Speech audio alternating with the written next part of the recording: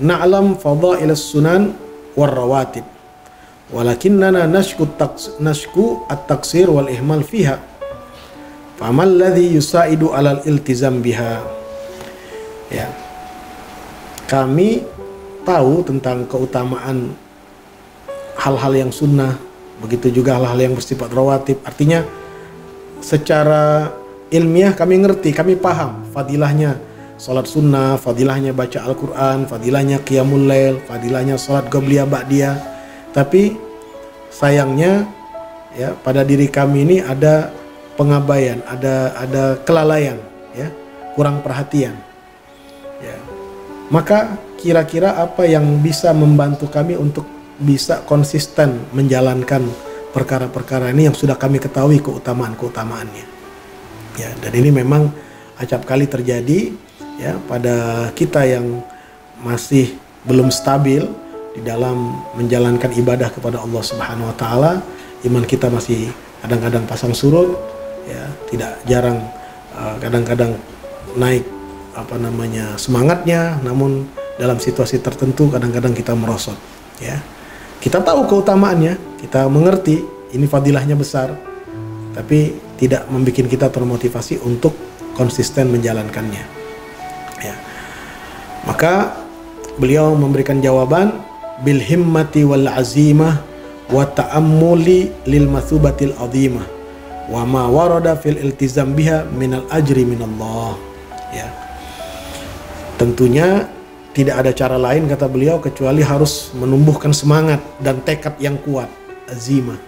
Ya, jadi kita harus mengambil satu keputusan, ya, harus berani untuk bertekad kuat, ya, di dalam menjalankan ini, karena ini adalah kesempatan bagi kita, ya, selama Allah masih memberikan umur kepada kita, ya.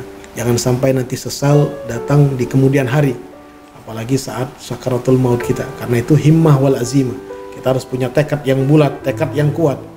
Wa ta'ammul, dan juga kita luangkan waktu untuk merenung betapa besarnya pahala yang Allah siapkan untuk mereka-mereka yang perhatian dengan hal-hal yang bersifat sunnah ini, ya. Wa ma warada fil iltizam biha minal ajar minallah, ya. Renungkan, ya, pelajari, hayati betapa besar karunia yang Allah berikan untuk mereka-mereka yang menjalankannya, ya, dan juga betapa besar juga pahala-pahala yang Allah siapkan bagi mereka yang menunaikannya. Apakah kesempatan ini akan kita abaikan? Sementara kita mampu, bukan kita tidak mampu, hanya karena malas saja, hanya karena kita tidak semangat saja, ya, sehingga akhirnya peluang-peluang ini kita abaikan. Itu yang pertama, jadi membangkitkan semangat. Kemudian yang kedua, wa qira'atu manaqibil qaum alladzina sadaqu bil muwadhabah ala tilkal a'mal minal birri wal ihsan. Yang kedua, kita harus sering banyak membaca biografi atau sejarah hidup, ya, orang-orang yang soleh, orang-orang yang memiliki kesungguhan di dalam menjalankan amaliyah-amaliyah tersebut. Dari amaliyah kebaikan yang dijalankan oleh mereka. Lihat, ya, baca sejarah mereka, bagaimana kegigihan mereka, bagaimana kesungguhan mereka, bagaimana keistiqomahan mereka di dalam menunaikan hal-hal yang bersifat sunnah tersebut, karena mereka paham betul, mengerti betul, itulah kendaraan mereka untuk bisa cepat dekat dengan Allah Subhanahu wa ta'ala. Kita baca bagaimana managibnya ulama fulan, bagaimana biografinya Habib fulan, bagaimana giatnya ibadah, ya, orang-orang yang soleh sebelum kita, atau bisa kita lihat dari para guru-guru kita bagaimana sedemikian luar biasa mereka di dalam beribadah kepada Allah Subhanahu wa ta'ala. Nah, ini ketika kita baca, ketika kita telaah, ini nantinya akan menyemangati kita, ya, akan menjadi motivasi untuk kita, ya. Kemudian setelah kuat semangat kita, didorong juga dengan kita mencari referensi, membaca managib orang-orang terdahulu sebelum kita, ya. Kemudian yang tidak kalah pentingnya, tsumma su'alullahi taufiq, minta kepada Allah agar Allah Subhanahu wa ta'ala memberikan kekuatan taufik kepada kita, ya. At-taufiq khalqu qudratit ta'ah fil abad, ya. Taufik itu artinya adalah kekuatan yang Allah ciptakan, yang Allah berikan kepada seorang hamba untuk melakukan perbuatan taat. Itu namanya taufik. Ya. Karena itu kita harus minta fas'alullah taufik. Ya, mintalah kepada Allah agar Allah anugerahkan kita taufik. Dan salah satu doa yang diajarkan oleh Rasulullah Shallallahu Alaihi Wasallam untuk mendapatkan makna dari taufik ini, apa yang beliau pesankan kepada salah seorang sahabat yang dicantumkan oleh Habib Umar dalam nasihatnya ini, yaitu doa yang kita dianjurkan untuk baca setiap usai kita menjalankan sholat 5 waktu. Allahumma a'inni ala dzikrika wa syukrika wa husni ibadatik. Ya Allah, bantu aku ya Allah.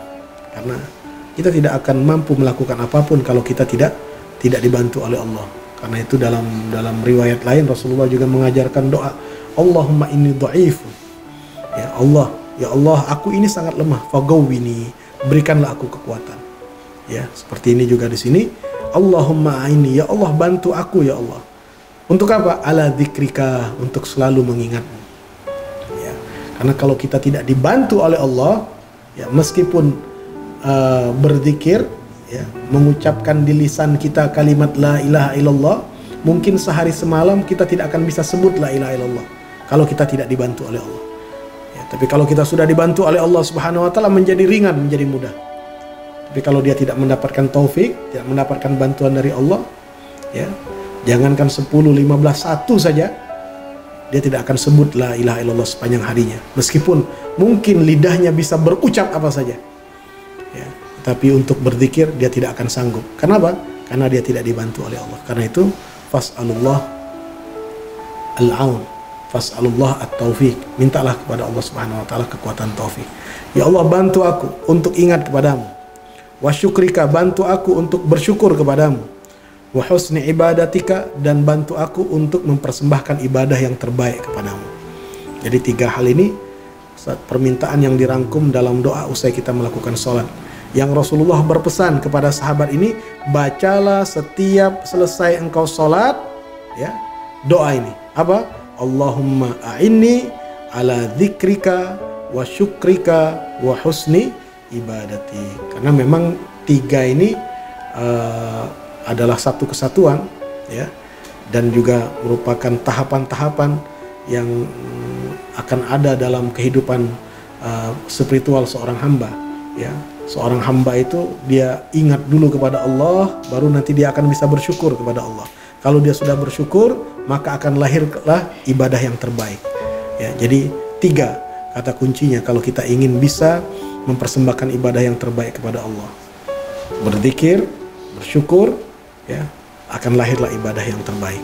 Ya, karena itu 3 hal ini kita mintakan kepada Allah setiap kali selesai kita sholat. Allahumma a'inni ala dzikrika wa syukrika wa husni ibadatik. Kemudian yang terakhir kata beliau, thumma an yu'awwid nafsahu al-muwadhabah bihaitsu law akhara syai'an minha fi waqtin badara bi qada'ihi fa innahu yanfatih lahu bin niyyati salihah sab'una baban min abwabit taufik. Ya. Kemudian metode berikutnya adalah yu'awwid nafsah al-muwadhabah. Biasakan diri ini muwadhabah, artinya dawam dilakukan di dalam melakukan kebaikan itu. Jadi kita membiasakan diri untuk continue muwadhabah, tidak putus-putus terus. Jadi kalau umpamanya kita dengarkan fadilah, seperti umpamanya fadilah keutamaan sholat rawatib yang dia mendampingi sholat wajib, ya, maka kita harus belajar. Kita harus belajar untuk muwadhabah, artinya kita dawamkan. Qobliyah kita dawamkan, ba'diyah kita dawamkan. Kita jaga terus perlahan, ya. Lau akhara syai'an.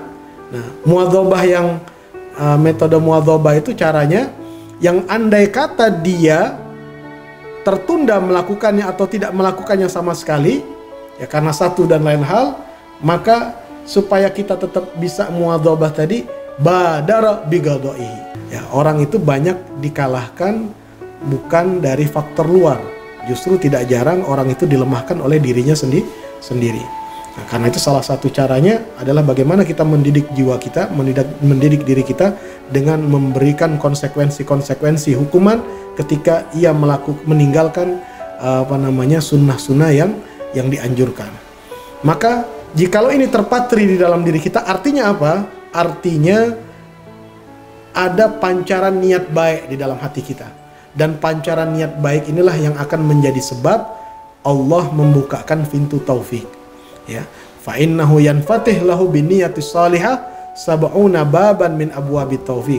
Karena dengan dia berniat dengan niat yang baik tadi, akan terbuka 70 pintu daripada pintu-pintu taufik. Jadi orang kalau sering meniatkan kebaikan, ya sering mendengarkan kebaikan dan terpancing untuk nanti, ya Allah saya akan lakukan itu, oh ya Allah saya akan lakukan itu. Ini sesungguhnya menjadi penggerak terbukanya pintu-pintu kebaikan yang lain, ya. Karena itu di sini sebagai penutup beliau hadirkan sebuah doa, ya, yang patut kita aminkan dan juga patut kita rutinkan untuk membacanya, dan ini menjadi doa yang memang banyak diamalkan oleh para ulama-ulama kita. Allahumma ya man waffaqa ahlal khair lil khairi wa anahum alaih waffiqna lil khair wa a'inna alaih birahmatika ya arhamar rahimin.